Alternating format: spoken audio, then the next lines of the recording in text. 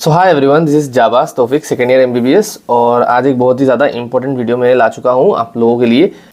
NEET 2024 में counselling का जो स्टेप्स होते हैं, प्रोसेस होते हैं for all India Kota and for the state, मतलब आसाम के लिए स्पेसिफिकली हम बात करने वाले हैं। सो इस वीडियो में हम काउंसलिंग के स्टेप्स, प्रोसीडियर्स और सब कुछ A to Z, मतलब अगर तुम्हें काउंसलिंग कुछ भी नहीं आता है तो इस वीडियो को देखने के बाद तुम्हें काउंसलिंग के बारे में सब कुछ आइडिया हो जाएगा। So without any further edu let's begin और फटाफट देख लेते हैं ये वीडियो। ऑलराइट, स्किप मत करना ऑलराइट, वरना बीच में समझ नहीं आएगा। और एक और बात है, subscribe to my channel @Jabaz Taufiq मेरा इंस्टाग्राम आईडी है, वो भी फॉलो कर लेना। एंड टेलीग्राम चैनल को तो सब्सक्राइब कर ही लेना, बिकॉज सारी इंपॉर्टेंट डिटेल्स इधर मैं देता रहता हूँ। राइट, और upgradation, free exit, PG quota, इनके बारे में भी हम बात कर लेंगे। ऑलराइट, सो अगर हम सीक्वेंस की बात करें तो सबसे पहले क्या होता है, सबसे पहले तुम्हारा नीट का रिजल्ट होगा। ऑलराइट, अभी काफ़ी दिन है, 20 या 10 या 20 दिनों में तुम्हारा नीट का रिजल्ट हो जाएगा। सो उसके बाद you will get a NEET score card. NEET score card मिलने के बाद क्या होगा, उसमें मार्क्स रहेंगे, ऑल इंडिया रैंक रहेगा और परसेंटाइल रहेगा। Alright, this all India rank and percentile is important very much, counselling में काफ़ी ज़्यादा काम में आएगा, बिकॉज कट ऑफ यही डिसाइड, मतलब कट ऑफ इसके हिसाब से ही बताया जाएगा।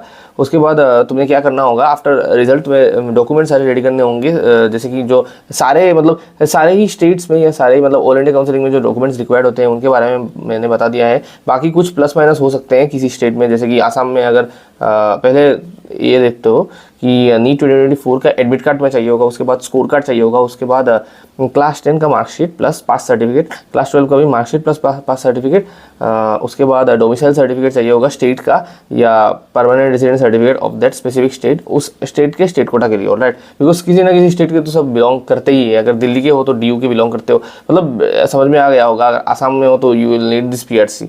उसके बाद तुम्हारा कोई ID प्रूफ चाहिए होगा, पैन, आधार, पासपोर्ट, ड्राइविंग लाइसेंस या वोटर ID कोई भी। और अगर यू आर फ्रॉम आसाम, सो एक चीज़ है, एक चीज़ मैं बता देता हूँ आप लोगों को, if you are from Assam then you will need annexures. ऐसे मतलब डिपेंड करता है, कैटेगरी के ऊपर डिपेंड करता है, 3 या ऐसे 2 या 3 या 4 एनेक्जर्स है, उन सबको फिलअप करके, मतलब तुम्हारे DC से या सुपरिटेंडेंट ऑफ पुलिस से, SP या DC से फिलअप करके उनको तुम्हें लाइक एडमिशन के टाइम सबमिट करना होगा। So will talk about this in another video. Documents पर एक सेपरेट डेडिकेटेड वीडियो आएगा, सो चिंता मत करो। And let's dive. उसके बाद मेरिट लिस्ट, जो स्टेट, मतलब नीट का 2024 में जो स्टेट का मेरिट लिस्ट होगा, जैसे कि आसाम का कोई मेरिट लिस्ट होगा तो आसाम का मेरिट लिस्ट रिलीज हो जाएगा। उस मेरिट लिस्ट के रिलीज होने के बाद आप लोगों को कट ऑफ के बारे में बहुत ही ज़्यादा, मतलब स्पष्ट से समझ में आ जाएगा कि कट ऑफ कितना जा सकता है, बिकॉज स्टेट में लाइक कितने स्टूडेंट्स हैं, कितनों को कितना मार्क्स मिला है और कितना रैंक मिला है, उसका डिटेल्स आपको मिल जाएगा। उसके बाद काउंसलिंग के स्टेप्स, काउंसलिंग स्टार्ट हो जाएगा, जो एक्चुअल काउंसलिंग है दैट विल बिगिन।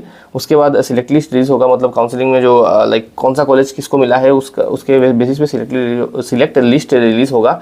और उसके बाद एडमिशन, आप लोग जाके कॉलेज में एडमिशन लोगे, उसके बाद क्लासेस शुरू हो जाएंगे, and that is the end of counselling. Okay, so फटाफट देख लेते हैं। नीट काउंसलिंग में एक है ऑल इंडिया काउंसलिंग, एक है स्टेट काउंसलिंग। स्टेट काउंसलिंग में मैं आसाम के बारे में स्पेसिफिकली बात करूंगा, मतलब कोई भी स्टेट के बारे में बात कर सकते हैं, पर मैं आसाम के बारे में बात करूंगा, सो आपको समझ में भी आएगा, कोई दिक्कत नहीं होगा। ऑलराइट, सो ऑल इंडिया काउंसलिंग जो है उसमें 15% स्टेट्स, 15% सीट्स रहेंगे, ठीक है, मतलब काफ़ी सारे कॉलेजेस के। सो कौन से कॉलेजेस के भी रहेंगे उनके बारे में भी हम बात कर लेंगे। और आसाम में जो है उसमें गवर्नमेंट स्टेट मेडिकल कॉलेजेस जो होते हैं एक स्टेट का, उनका 85% सीट्स रिजर्व रहेगा आसाम के कोटा के लिए। ऑलराइट, और प्राइवेट के बारे में हम किसी दूसरे वीडियो में बात करेंगे, because it is a little bit different. Okay, अब ऑल इंडिया काउंसलिंग में कौन कौन से लाइक सीट्स, कौन कौन से यूनिवर्सिटी, स्टेट्स या कॉलेजेस पार्टिसिपेट करते हैं। सबसे पहली बात, 15% all India seats for MBBS and BDS seats of states. तो जो स्टेट का कोई मेडिकल कॉलेज है, जैसे कि गुवाहाटी मेडिकल कॉलेज है, उस गुवाहाटी मेडिकल कॉलेज के 15% सीट्स में AIQ का मतलब कोटा रहेगा। ऑलराइट, सो बाहर के स्टूडेंट्स आ सकते हैं उसमें। उसके बाद 100% MBBS और BDS सीट्स और BHU पे, मतलब BHU IMS BHU का 100% सीट्स। उसके बाद एम्स, सारे एम्स के 100% सीट्स ऑल इंडिया कोटा के थ्रू ही फिलअप होंगे। ऑलराइट, और एम्स में कोई भी स्टेट कोटा नहीं होता।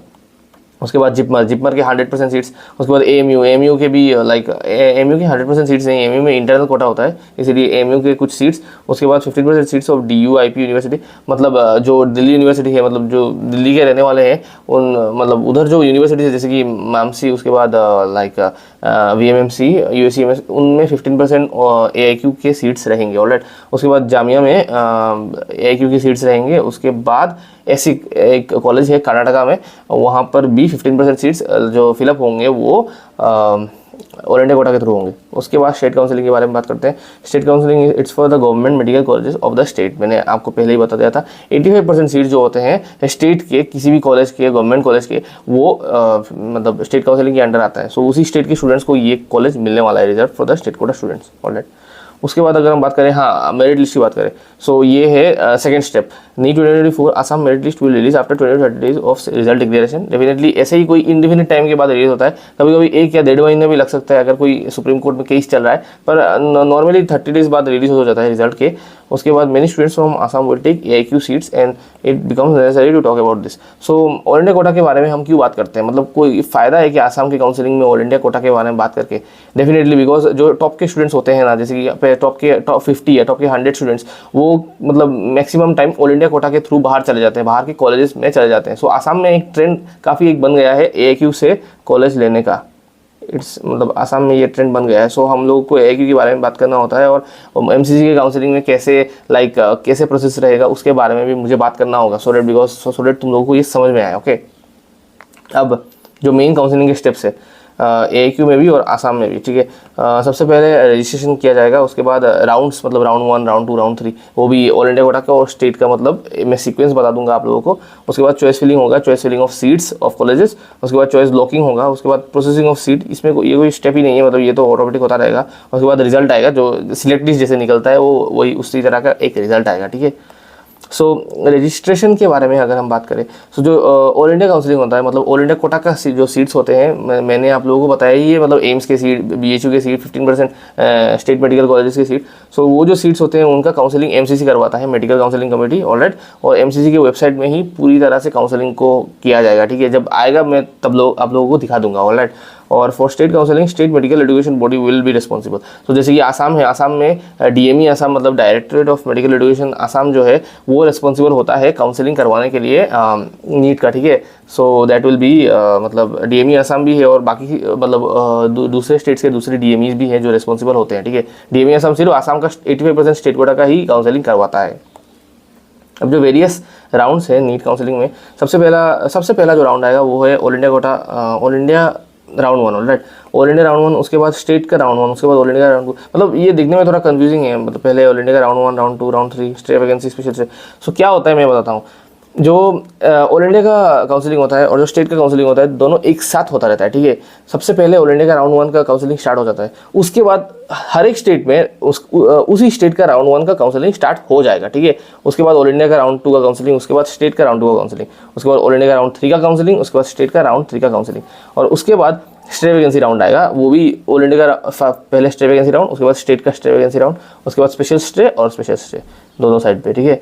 सो ये क्यों करवाया जाता है, ताकि दोनों स्टूडेंट दोनों मतलब स्टेट का भी कॉलेज और ऑल इंडिया का कॉलेज भी चूज़ कर पाए, और आखिर में किसी एक कॉलेज जो उसे प्रीफर हो वो ले पाए, ठीक है।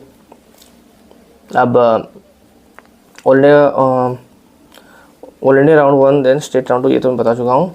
All India round 2 then state round 2, both AIQ and state counselling will occur simultaneously one after another. ये क्यों होता है मैंने आप लोगों को मतलब समझा दिया ना, कि मतलब दोनों को आपको स्टेट में भी एक कॉलेज मिल रहा है, आपको ऑल इंडिया कोटा के थ्रू भी एक कॉलेज मिल रहा है। जो भी कॉलेज बेटर होगा उसी वक्त मतलब आप सोच पाओ, टाइम मिल पाए कि आप मतलब कौन सा कॉलेज ले सकते हो, इसीलिए ये दोनों साथ में होते हैं, ठीक है।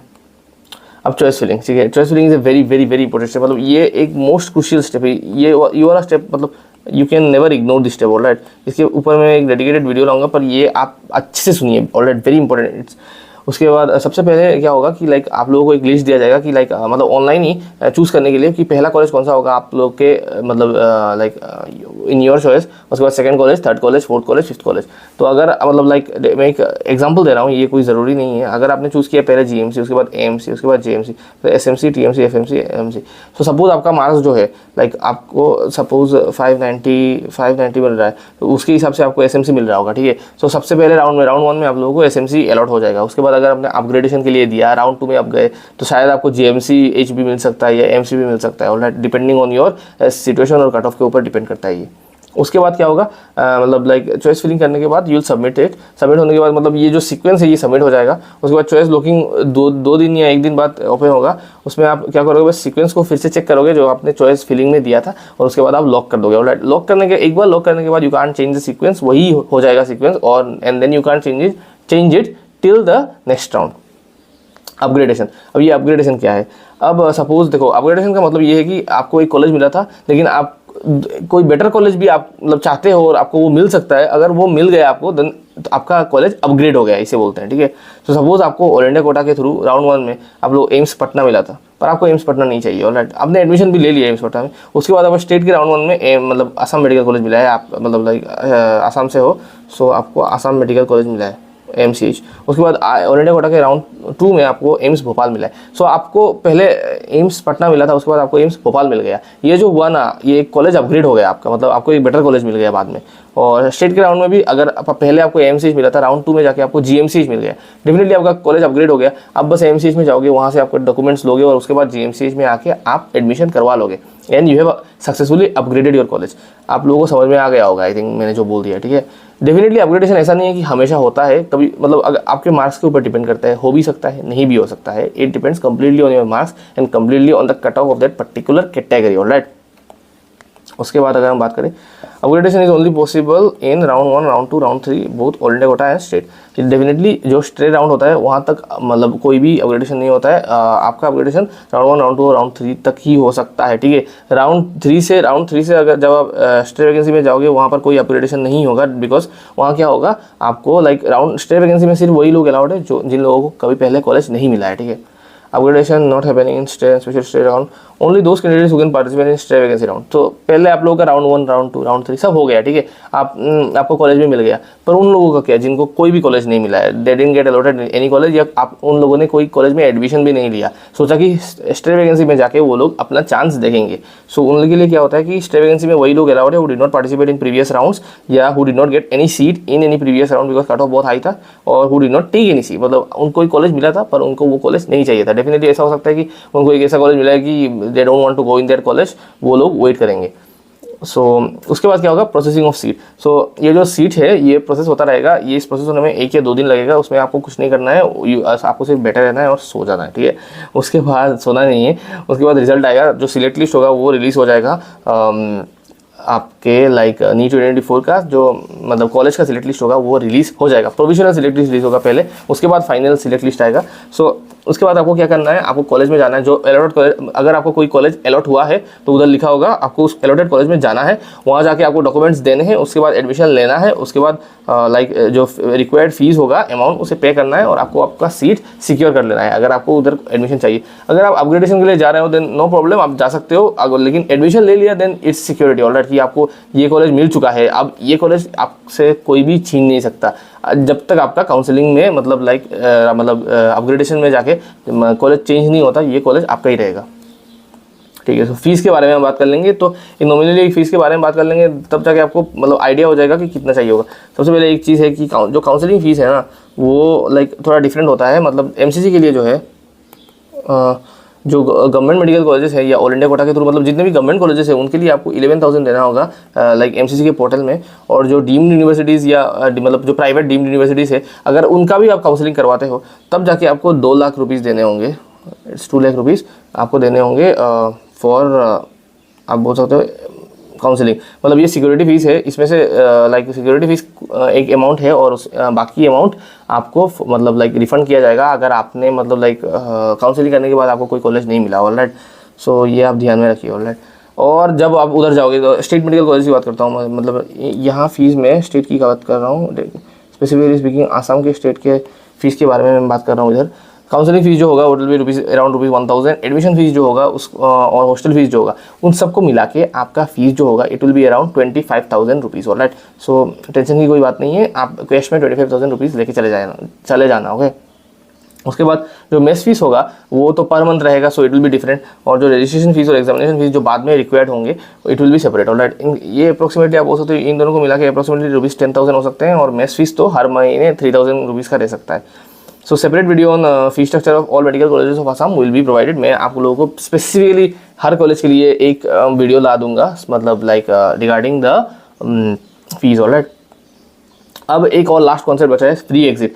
सो इसमें क्या होता है कि लाइक सपोज आपको एक कॉलेज मिला है एम्स गुवाहाटी राउंड 1 में, ऑल इंडिया के राउंड 1 में, पर आपको ये कॉलेज नहीं चाहिए, आपको कोई दूसरा कॉलेज चाहिए, जैसे कि IIMS BHU चाहिए आपको। सो अगर आप उधर उस कॉलेज में नहीं जाते हो और उधर वहाँ जाके आप एडमिशन नहीं लेते हो, देन आप मतलब, और उसके बाद उसके बाद लाइक मतलब ख़त्म हो गया सब कुछ, राउंड 2 भी आ चुका है, तो आप लोग अपने एक हिसाब से एक फ्री एग्जिट ले लिया है उस मतलब राउंड से, मतलब आपने कोई कॉलेज नहीं लिया और आपका फीस भी फॉरफिट नहीं होगा बिकॉज राउंड 1 है। या ऐसा भी हो सकता है आपने एडमिशन लिया था पर आपका माइंड ऐसा हुआ कि आपको मतलब ये इस कॉलेज में एडमिशन नहीं लेना है, आप इधर से विड्रॉ करना चाहते हो, तो आप विड्रॉ भी कर सकते हो। फ्री एग्जिट का एक फॉर्म दिया जाता है MCC के द्वारा, सो आप उस फॉर्म को भरते हो और वहाँ से आप विड्रॉ कर दो, मेल के थ्रू वो भेजते हो, और उसके बाद you can withdraw, you can free exit, you can मतलब cancel the college, cancel admission in that college, right. ये आप राउंड 1, राउंड 2 और राउंड 3 में ही कर सकते हो, स्टेट वैकेंसी में नहीं कर सकते। और स्टेट में जो है सो हाँ डेफिनेटली ये जो ऑप्शन है ना, ये MCC मतलब अपने पोर्टल में देता है, option of free exit is given by MCC, पर स्टेट में ये कोई ऐसा कोई ऑप्शन दिया नहीं जाता है, ये इनफॉर्मली होता है, ठीक है। आसाम के स्टेट में जैसे in state any option of free exit is not given if you do not take admission in seat allotted by you in round 1 or round 2, then automatically ये जो सीट है ये फ्री एग्जिट में चला जाता है, ये ऑटोमेटिकली कैंसिल हो जाता है। पर ऐसे कहीं पर एडमिशन लेके आप अगर कैंसिल करना चाहो देन इसका कोई प्रोसीडियर दिया नहीं गया है किसी स्टेट में, ठीक है। बहुत सारे स्टेट्स में फ्री एग्जिट का ऑप्शन नहीं दिया जाता है और ऐसे ही आसाम में भी इसका कोई ऑप्शन दिया नहीं गया है, ऑलराइट। उसके बाद अगर हम PG कोटा की बात करें, जैसे कि मतलब MBBS कंप्लीट करने के बाद आपको PG कोटा कहाँ से कैसे मिलेगा, सो आसाम के बारे में और कुछ स्टेट्स के मतलब AIQ के बारे में हम बात कर लेंगे। So who gets this reservation of PG quota, सबसे पहले आपको मतलब उसी कॉलेज में 5.5 ईयर्स का MBBS कोर्स कंप्लीट करना होगा, ठीक है। आपने कंप्लीट कर लिया, उसके बाद आपको उस कॉलेज में मतलब लाइक ऐसा होगा कि AIQ के लिए 50% सीट्स रहेंगे और स्टेट के लिए 50% सीट्स रहेंगे। स्टेट का जो 50% सीट्स है वो स्टेट मेडिकल कॉलेजेस के लिए होगा, ठीक है। सो जैसे कि कुछ कॉलेजेस जैसे कि एम्स दिल्ली है, एम्स दिल्ली में क्या होगा 50% जो कोटा रहता है वो इंटरनल कोटा रहता है, मतलब इंटरनली 50% एम्स का जो स्टूडेंट्स है, एम्स दिल्ली के स्टूडेंट्स, उनके लिए ये 50% सीट रिजर्व रहेगा और 50% ऑल इंडिया कोटा के थ्रू बाकी स्टूडेंट्स के लिए, बाकी इंडिया के सारे स्टूडेंट्स के लिए। AMU में भी ऐसा होता है, एक इंटरनल कोटा रहता है और बाकी सीट्स ऑल इंडिया कोटा के थ्रू। आसाम में क्या होता है, for doing PG MD MS in suppose किसी भी college GMC SMC AMC JMC, आपको क्या करना होगा, आपको लाइक जो सीट्स का डिस्ट्रीब्यूशन रहेगा वो ऐसे ही है normally, 50% seats for all India Kota और 50% सीट्स स्टेट के लिए रिजर्व रहेंगे। उधर नीट UG में 85% सीट्स स्टेट के लिए रिजर्व थे, पर इधर ओनली 50% सीट्स, मतलब सीट्स कम हो चुके हैं बिकॉज नॉर्मली PG में सीट भी कम रहते हैं। To get this 50% Assam quota, ये मिलना इतना भी आसान नहीं है, मैं बताता हूँ। सबसे पहले आपको लाइक जो MBBS कोर्स है वो कंप्लीट करना होगा 5.5 ईयर्स का। उसके बाद आपको लाइक 1 ईयर आपको कंपलसरी ड्यूटी करना होगा रूरल में, मतलब कोई भी रूरल जैसे कोई भी प्राइमरी हेल्थ सेंटर या कोई भी सब सेंटर या कोई भी नेशनल हेल्थ मिशन जो है NHM में, उधर जाके आपको 1 साल ड्यूटी देना होगा आसाम गवर्नमेंट के अंडर में, तब जाके आपको मतलब ये स्टेट कोटा मिल सकता है। और ये कंपलसरी मतलब है, अगर आपने AIQ के थ्रू आपने लाइक नीट मतलब PG क्लियर नहीं किया है देन आपको ये ड्यूटी करना ही होगा बिकॉज ये बॉन्ड के अंडर आता है। Rural duty is compulsory for state quota if you couldn't get PG seat through AIQ, ये आप याद रखना। और नीट 2024 में मतलब आसाम में एक नया अमेंडमेंट करने का कोशिश किया था कि लाइक जो रूरल ड्यूटी है वो 1 ईयर कंपलसरी से करके 2 ईयर्स कंपलसरी तक मतलब लेने के लिए ये स्टेप लिया गया था। अभी भी क्लैरिटी नहीं है कि ये स्टेप हुआ है कि नहीं, पर होगा तो नेक्स्ट बैच ऑफ इंटर्न से ये स्टार्ट हो जाएगा, ठीक है। सो काफ़ी सारे मतलब चीज़ें मैंने बता दिया, प्रोसेस करने में थोड़ा टाइम लग सकता है, अगर हो सके तो फिर से वीडियो को देख लेना तो अच्छे से समझ में आ जाएगा कि कौन सा, और मैं टाइमलाइन भी बिठा दूंगा कि लाइक कौन से टाइम में मैंने किस चीज़ के बारे में बताया है। So this is all about this video, thank you and have a very great day. ऐसे ही सपोर्ट करते रहिए and please share this content if you find it helpful. Okay, thank you and have a very great day.